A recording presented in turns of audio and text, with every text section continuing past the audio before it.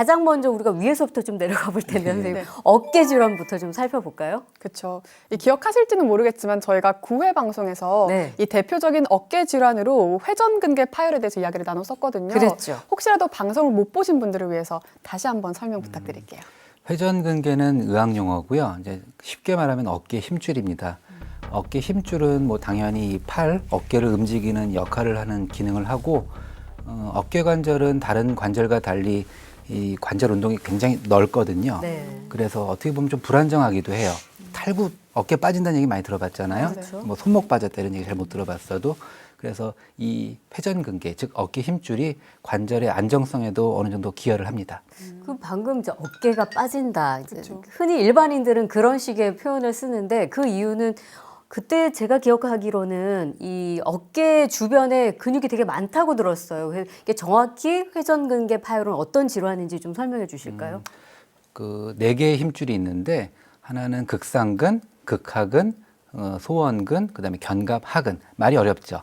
앞뒤로 다 있다 보시면 됩니다. 네. 그래서 각각의 그 힘줄에 따라서 기능이 조금씩 다른데 뭐 결국은 움직이는 거고요. 쉽게 말해서 그 힘줄이 이제 어떠한 원인에 의해서 파열이 되는 경우가 있는데 파열이 발생했을 때 이제 통증이 생기거든요. 그래서 이러한 어떤 일련의 질환을 회전근개 질환이라고 그래요. 네. 50대 이상에서 특별한 외상력 없이 발생하는 경우가 많다 돼 있는데 하지만 뭐 100% 퇴행성은 아닙니다. 외상에 의해서도 당연히 발생할 수 있습니다. 그러니까요. 제가 그 질문 드리고 싶은 게 사실 제 주변에 있는 분들 중에서는 운동하시다가 병원에 갔는데 이렇게 통증이 있어서 회전근개 파열이다. 이렇게 그 진단을 받으신 분들도 계셔서 외상으로 오시는 분들도 꽤 많으신가 봐요. 네, 맞습니다.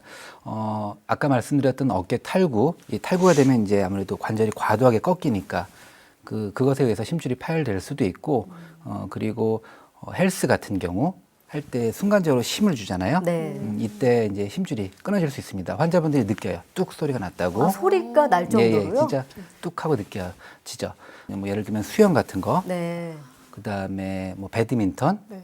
이런 경우에는 좀 골프 반복적으로 뭐 이런 팔을 것도 올리고 해당이 될까요? 골프는 뭐 치기 나름이니까요. 뭐 그럴 수도 있고 아닐 수도 있겠죠. 그리고 어떤 생활적인 환경에 관련해서는 마트에서 일하시는 분들 그 진열대 올리는 거 계속 반복해서 한다 하시더라고요. 네. 그 그리고 택배 상하차 하실 때 그런 분들도 그런 무거운 해당이 짐을 되겠네요. 옮기는 분들, 이삿짐 하시는 분들. 그럼 이렇게 다양한 원인으로 이제 이 회전근개가 파열이 됐다면 그 후에 나타나는 증상들은 뭐가 있을까요? 처음에 만약에 파열이 됐다. 이게 근데 부분 파열이다. 그러면 아프다가 이게 잡아 당겨질 때만 아파요. 네. 우리 상처가 났을 때 살을 잡아 당기면 벌어지면 아프잖아요. 그렇죠. 그런 식으로 그 끊어진 부분으로 잡아 당겨지면 지금 힘을 쓰면 아프죠. 좀만 힘쓰려고 하면 아프다. 이런 식으로 통증이 오고. 근데 이게 또 완전 파열이 되잖아요. 그럼 아예 이제 연결이 소실되니까 잡아 당겨도 거기엔 자극이 되질 않아요. 전층 파열이 있다면 수술을 하는 게 맞습니다. 하지만 이제 부분 파열인 경우에는 이게 얼마 안 됐다면 자연 치유가 가능할 수가 있거든요. 아, 파열인데도요? 네, 자연 왜냐하면 다 안 치유도요? 뜯어졌으니까. 그래서 다 파열되지 않고 부분 파열이고 통증이 어느 정도 견딜만 하면 그 자연 치유를 기대하면서 한 3개월에서 6개월 정도 좀 보존적 치료를 해볼 수는 있습니다. 보존이라 하면 약물 치료 같은 걸 말씀하시나요? 네, 약물 치료, 그다음에 그쪽을 자극시켜 줄 수 있는 뭐 충격파 치료 이런 게 있고요. 석회성 건염도 마찬가지인데 응급실로 실려오는 어깨 질환 중에 가장 대표적인 게 석회성 건염이에요. 아, 응급실로 갈 정도의 엄청 통증 아픕니다. 때문에요? 네, 네. 통풍이라고 아시나 모르겠는데 그것처럼 엄청 아픕니다. 네. 팔을 꼼짝을 못하죠, 아예. 근데 그게 그렇게 아프더라도 어느 정도 시간이 지나면 좋아지는 경우가 있기 때문에 보통은 이제 약물 치료 좀 기다려보자고 말씀을 드리고 네. 수술을 하게 되는 경우는 그 통증을 못 견디는 분들이 있어요. 안 좋아지고.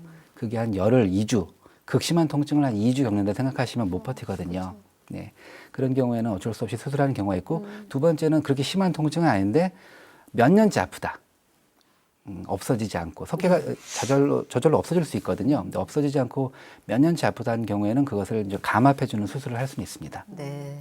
보통 증상이 어떻게 와요? 아까 그 뻐근하거나 잘 펴지지 않는 거 말고도 뭐 굉장한 통증이 있습니까? 굉장한 통증보다는 불편함이죠. 불편해요. 계속해서 손을 쓰긴 쓰는데 불편하고 자가 진단할 수 있는 방법으로 이 손가락 그 손바닥 가운데 이 손금에서 네. 손가락 쪽으로 한 1cm 정도 위로 여기에 그 아까 말씀드린 A1 활차라는 게 있거든요.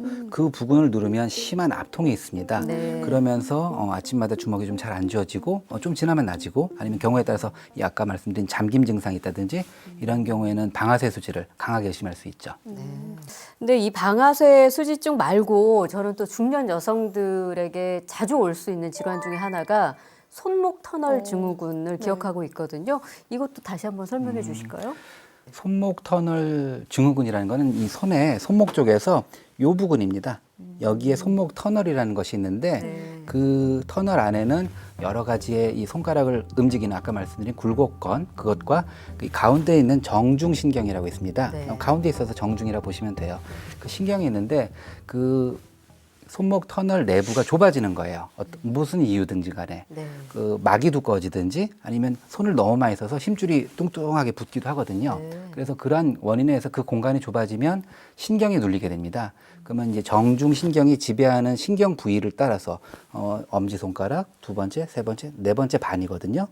그래서 여기 네 번째 반까지만 지배하는데 그쪽으로 해서 감각 저하, 이상 감각, 뭐 저림증 이런 증상이 있고 좀 더 그 병이 진행을 하게 되면은 이 엄지 손가락 요 밑에 좀 토실한 데 있지 않습니까? 네. 이걸 무지 구근이라고 하는데 여기가 위축이 옵니다. 그렇게 되면 아무래도 좀 힘도 좀 약해지겠죠. 악력이 좀 떨어진다. 네. 이런 증상이 있을 수 있습니다.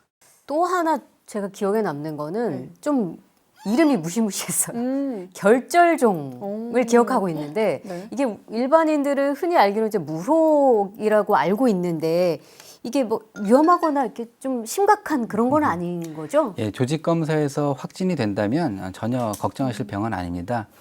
결절종은 이 손목 관절에서 어떠한 뭐 외상에 의한다든 아니면 특별한 뭐 다치지 않더라도 퇴행에 의해서 관절막 일부에 살짝 구멍이 난다 생각하시면 되거든요. 제 지인 중에서는 여기 그래서 종이 있었는데 네. 혹이 있었는데 어느 순간 없어졌다고 하더라고요. 아, 사라졌다고. 없어지기도 합니까? 그래서 사라지는 것도 있는지 아니면 또 다른 질환으로 이어졌는지도 궁금해요. 사라지는 거는 이론적으로는 가능하진 않고요. 한번 생겼으면은 그게 작아질 수는 있어도 그래서 네. 만져지지 않을 수는 있어도 없어지진 않습니다. 근데 간혹 그게 저절로 터지는 경우가 있거든요. 터지고 엄청 아프고 조금 그 증상을 못 느끼는 경우는 있습니다.